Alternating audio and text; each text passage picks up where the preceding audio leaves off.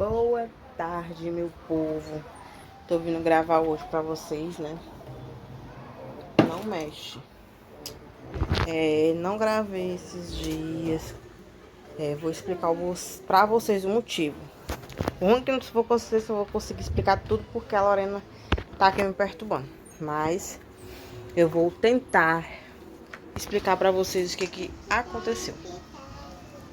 Gente, eu não gravo esses dias porque o meu pai ele veio a falecer. Ele faleceu. Pra quem não sabe que ele tava doente. É porque, assim, eu não gosto de estar comentando sobre essas coisas. Eu não gosto de estar falando aqui sobre, sabe? Nem tudo eu gosto de estar falando sobre a minha vida aqui, sabe?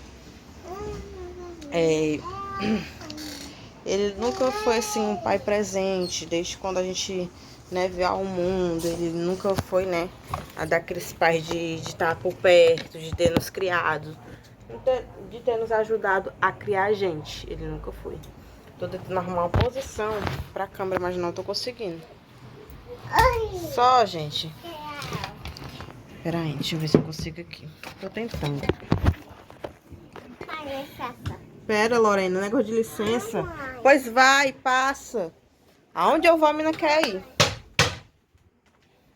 Você vai apanhar, se você ficar fazendo...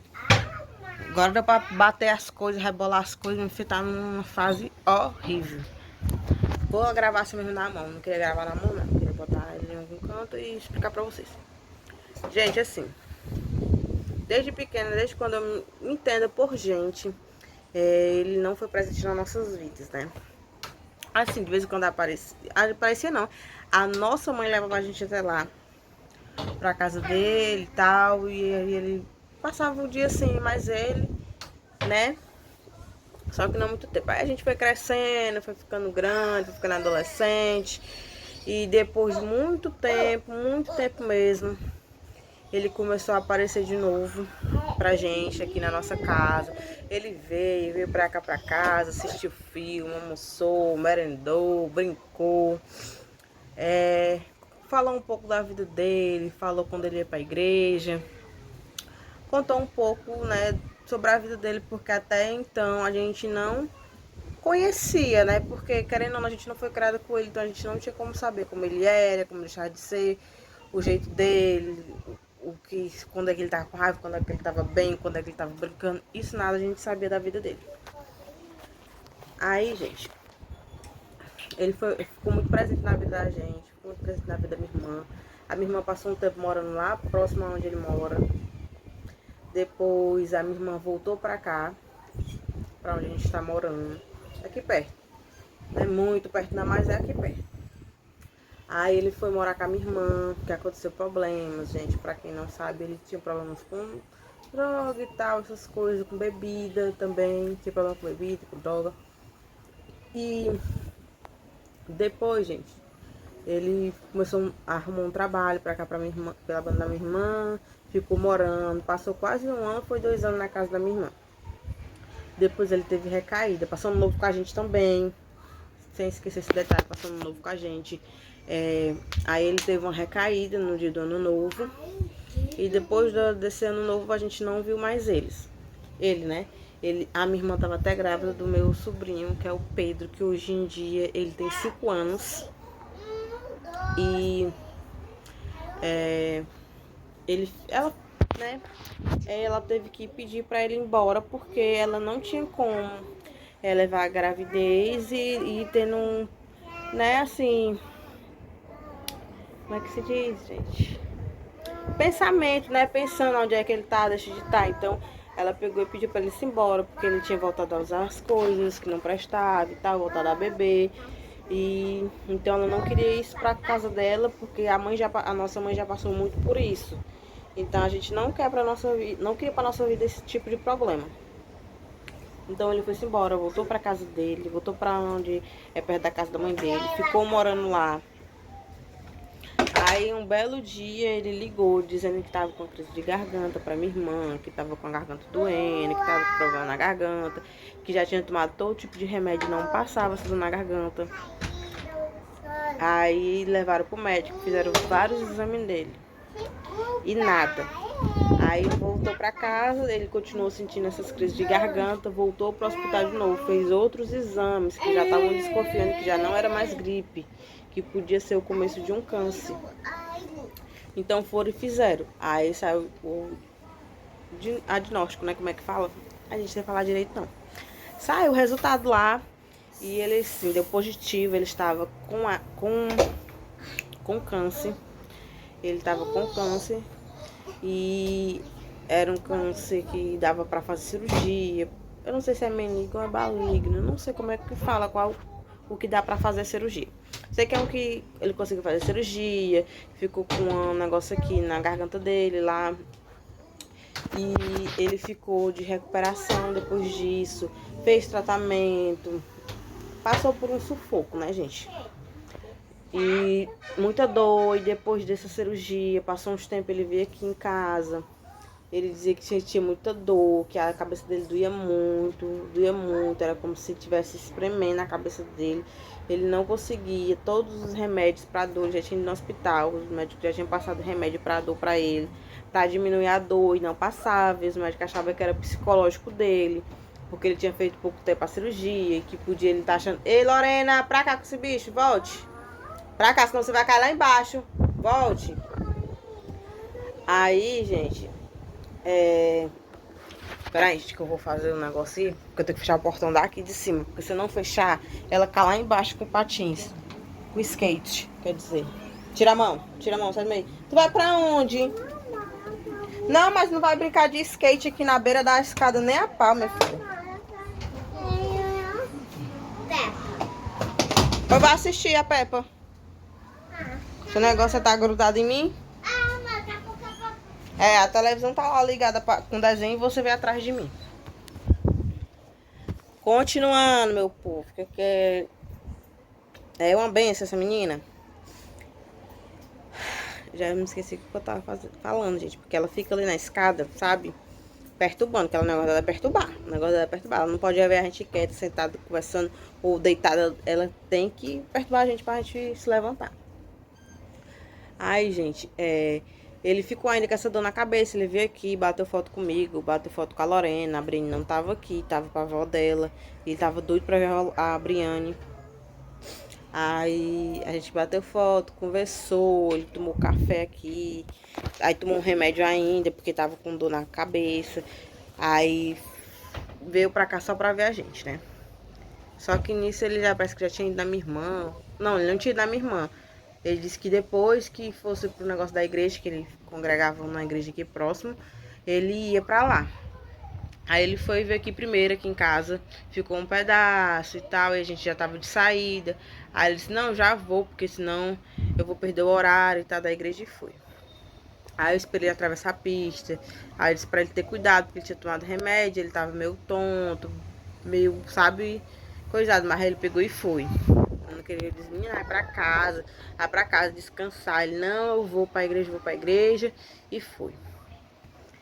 Aí ele foi na minha irmã depois, que eu passei lá na minha irmã pra saber, ele tinha ido lá e tal.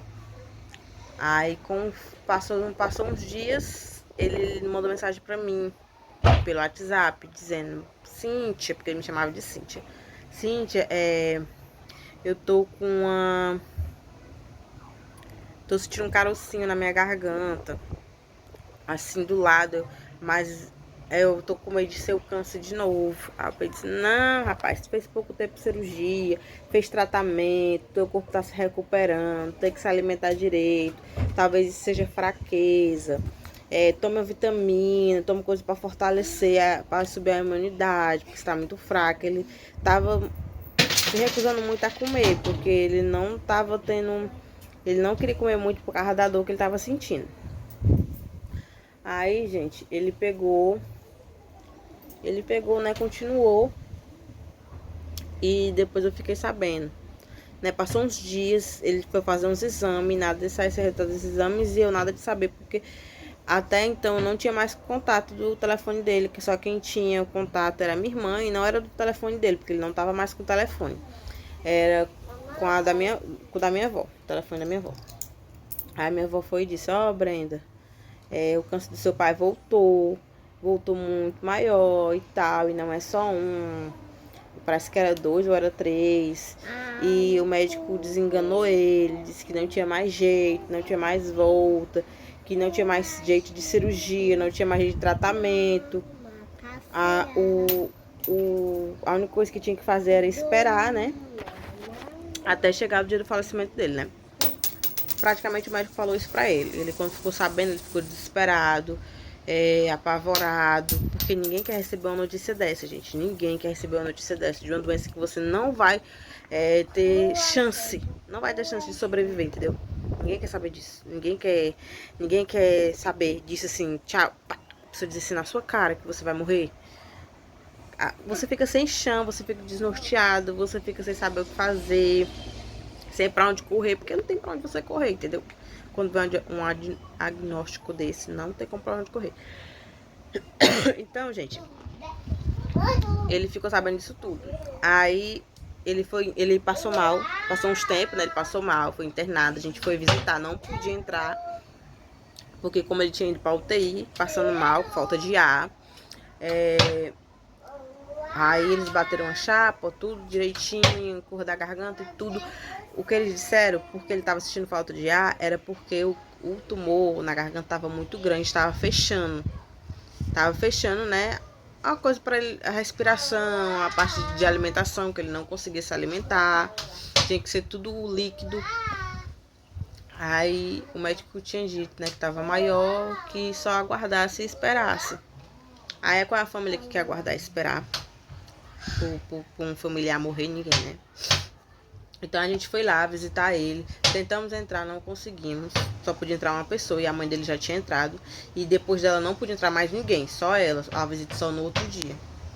E a minha irmã trabalha, eu fui com a minha irmã, ainda deixei as minhas filhas com a minha mãe, porque eu não podia levar as meninas para o hospital, porque isso não é bom levar as crianças para o hospital, né? Para estar em um hospital.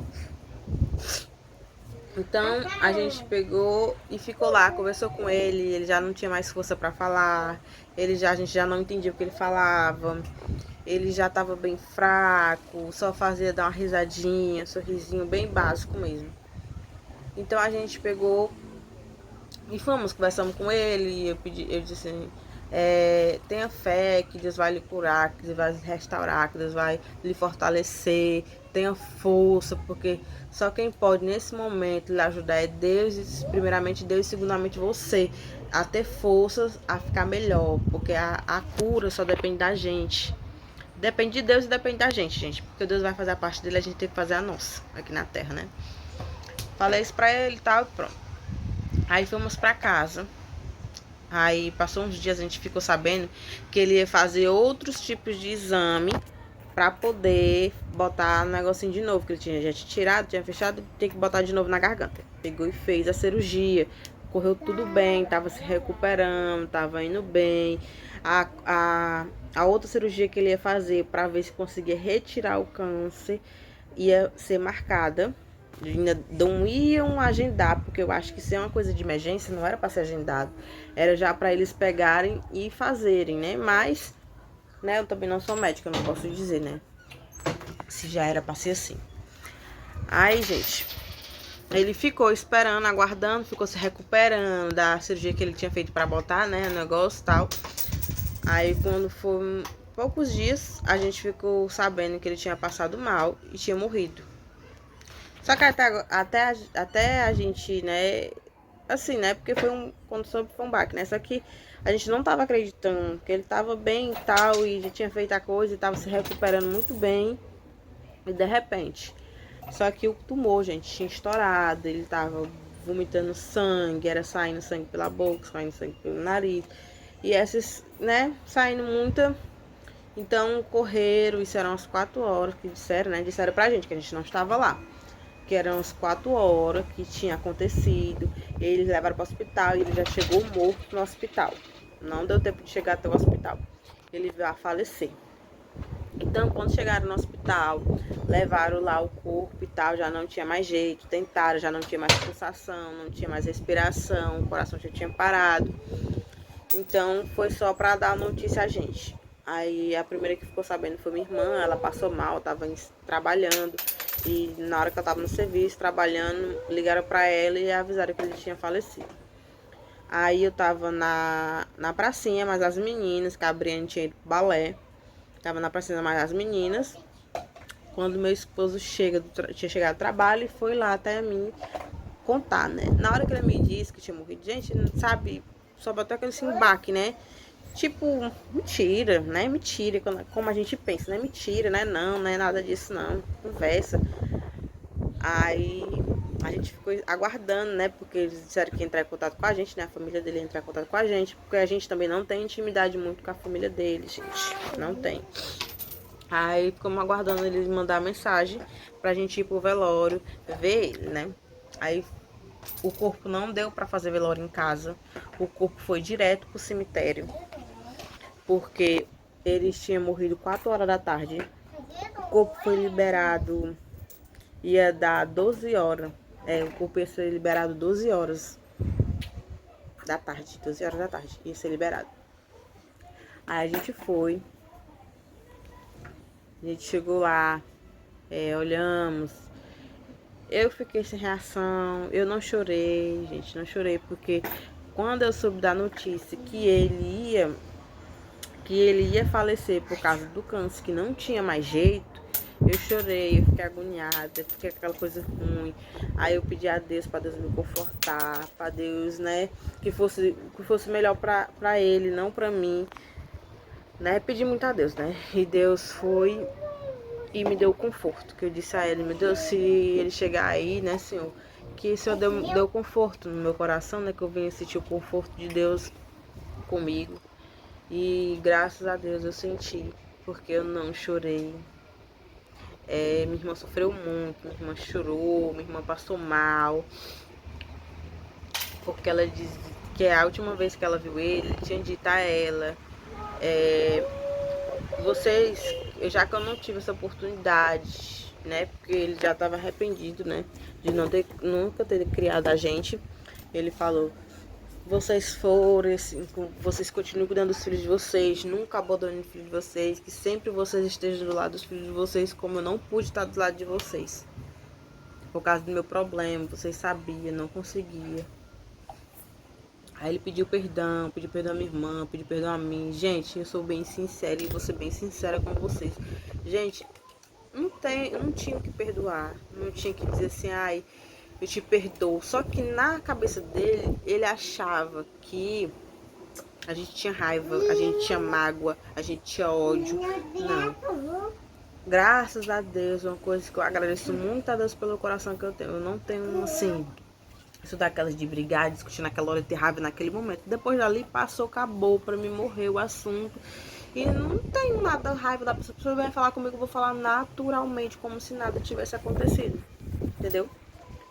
Então, eu sou bem assim mesmo, do meu jeito. Eu e a minha irmã, né? Então, a gente, assim... Então, gente, eu não tinha que perdoar ele. Pra gente perdoar, a gente tinha que ter passado por alguma coisa. Ai, Bruna, sei que gente vai ter pessoas que vão dizer assim, ah, Bruna, mas ele te abandonou desde quando tu nasceu, que tu veio ao mundo, que ele não aceitou, não quis criar vocês. Não, tudo bem, mas eu não tenho, gente, eu não tenho esse rancor, não tenho essa mágoa, não tenho esse ódio. Tá, vai brincar, vá. Eu não tenho essa raiva, não tenho essa mágoa, não tenho nada, gente, nada sobre ele. Então a gente foi pro velório, fomos lá, ficamos lá, esperamos enterrar e tal. Aí ele enterrou. Graças a Deus eu fiquei sabendo que ele tinha aceitado, né? Ele tava na igreja, só que como ele tinha ficado muito tempo em casa, não podia sair de casa, por causa da operação e tal, que não podia pegar bactéria, essas coisas. Peraí, eu tô ocupada. Aí ele não podia sair de casa, então o pessoal da igreja ia lá, ia congregar lá, ia fazer oração e tal. Então foi lá que ele aceitou. Em casa mesmo ele aceitou Deus, pediu a salvação a Deus. E graças a Deus, por um lado a gente fica triste porque não vai mais ver, não vai poder mais conversar, não vai poder dizer assim, ah, eu tenho um pai, entendeu? Não vai poder mais dizer isso. Mas pelo outro a gente tá feliz porque ele foi para a honra e glória do Senhor. Ele foi para casa do Senhor. Ele pode estar esperando o julgamento, porque a gente não sabe o dia de amanhã. E, gente, o que eu quero dizer para vocês aqui, e o que eu tenho sempre na minha cabeça, desde quando ele veio falecer. Gente, não guarde mágoa, não. Isso é tão ruim pra você e pra pessoa que você não sabe o que passa na cabeça daquela pessoa. Então, gente, se você tiver com raiva do seu pai, tiver com raiva da sua mãe, gente, perdoe. Pode ser qualquer pessoa. Perdoe, gente, que a gente não sabe o dia de amanhã da gente. Hoje a gente tá aqui, amanhã a gente não pode estar. Hoje a gente tá bem, amanhã a gente não pode estar. O dele foi muito rápido, as coisas aconteceram muito rápido, foi muito ligeiro. De repente ele estava no hospital, de repente ele descobriu que estava com câncer, de repente ele já tinha feito cirurgia, de repente ele estava se recuperando, quando estava melhorando, voltou o câncer, de repente ele veio a falecer. Foi tudo muito rápido, muito rápido. Eu acho que a aproximação dele na vida da gente, tudo é planejado por Deus, não é pela gente, né? A passagem dele que ele passou na vida da gente, na minha, da minha irmã, foi pra se despedir. Se despedir, porque Deus já sabia o destino dele, Deus já tinha escrito o destino dele, a gente não sabia, nem ele sabia, nem a gente sabia. A gente achava que ia ser pra sempre e tal, as meninas iam crescer, ele ia ver as meninas, mas não.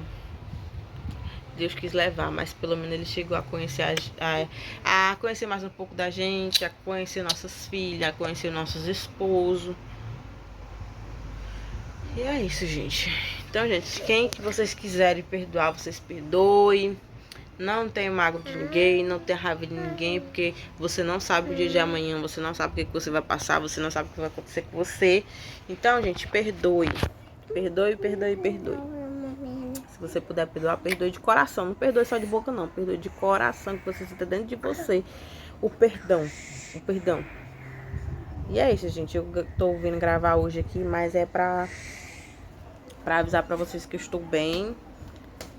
Eu e a minha irmã estamos bem, mas tem horas que a gente lembra. Eu não chorei, gente, mas aqui a qual eu tô aqui parado, tô aqui pensando, de repente eu já tô pensando no velório, tô pensando na hora, eu tô pensando que ele já falou comigo, eu tô pensando nas vezes que ele veio aqui em casa, sabe? Passa milhões de coisas na minha cabeça. E para completar, hoje eu tenho prova para fazer. E a minha cabeça não tá boa para fazer prova. Eu não tô boa para fazer prova. Eu não tô preparada para fazer prova. Eu não tô preparada para pensar, sabe? Mas eu sei que Deus é justo. E eu vou conseguir fazer minha prova. Vou conseguir passar. Mas minha cabeça, gente, minha cabeça. Só essa semana, durante esses dias que passou, de que ele foi, a gente foi pro velório dele, foi na sexta-feira. Desde sexta-feira que a minha cabeça tá tão assim, que eu faço alguma coisa e depois me esqueço o que eu ia fazer. Depois eu tô ali pensando demais, e quando eu esqueço o que eu ia fazer.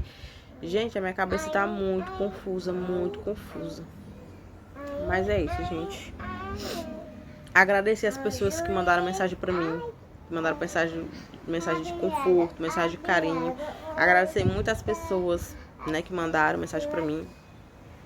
Mas é isso, gente. Tô aparecendo aqui pra vocês, só pra falar como é que eu tô, a situação que eu tô. Pensei até mais parar de gravar, porque eu tô atrás de emprego, tenho que arrumar emprego, a minha outra filha vai estudar. E eu preciso ter um emprego, né, pra coisar. E os vídeos eu não tô conseguindo. Tô conseguindo fazer os vídeos, só que eu não tô tendo muito engajamento em relação a ter mais seguidores. Os meus seguidores continuam do mesmo tanto, não aumentou, nem diminuiu, tá o mesmo tanto.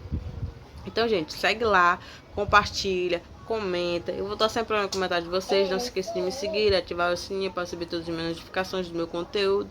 E é isso, um beijo, um cheiro e que Deus abençoe cada um de vocês.